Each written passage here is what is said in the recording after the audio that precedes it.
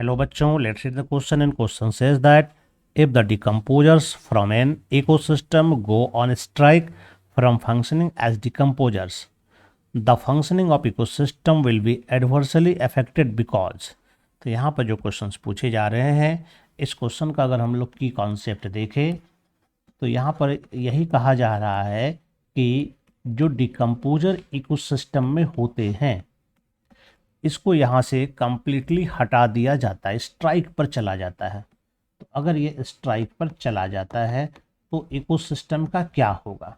तो चूंकि जो डिकम्पोजर्स होते हैं इसका मेन काम जो होता है डिकम्पोजर्स का, ये होता है मिनरलाइजेशन, है ना। ये क्या करता है, ये मिनरलाइजेशन का काम करता है, यानी कि ये मिनरल साइकिल, न्यूट्रिएंट साइकिल, इस काम में यह मदद करता है। यानी कि जो डेड बॉडी होता है इसको यह डिकम्पोज करता है और डेड बॉडी में जो मिनरल्स रहता है उस मिनरल्स को ये क्या करता है, वापस फिर से एनवायरनमेंट में लौटा देता है। जैसे कि प्रोड्यूसर लेके फिर से फोटोसिंथेसिस करता है, फूड बनाता है और फिर कंज्यूमर को मिलता है। यानी कि इसका साइकिलिंग में बहुत ज़्यादा रोल है। यानी एक तरह से यह कह सकता है, यह मिनरलाइजेशन प्रोसेस को रोक सकता है। तो चलिए देखते हैं क्या हो सकता है यहाँ पर हमारा राइट आंसर। फर्स्ट में कहता है energy flow in ecosystem will be block.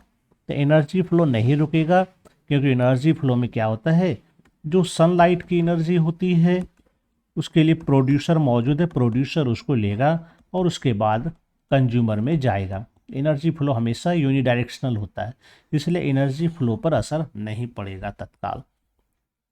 B में कहता है cycling of minerals and materials will be stopped. ये बिल्कुल सही होगा, मिनरल साइकिलिंग, मटेरियल की साइकिलिंग रुक जाएगी।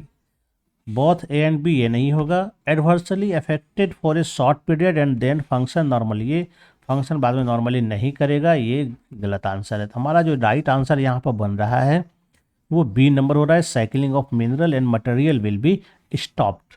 I hope you understand it well and best of luck. Thank you.